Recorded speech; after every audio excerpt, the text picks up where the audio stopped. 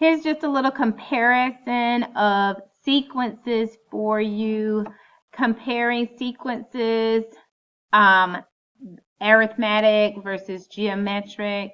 We're looking at your linear being arithmetic.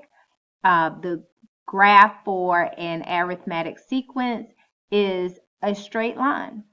It is the d, the constant difference, can be likened unto slope.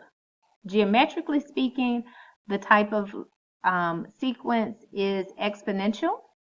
It's increasing when the common ratio is greater than 1. It decreases when the common ratio is between 0 and 1. In other words, it is a fraction. This left side continues the linear equations, the linear functions, sequences that we're looking at. Recursively, this is the formula. Explicitly, here's your formula.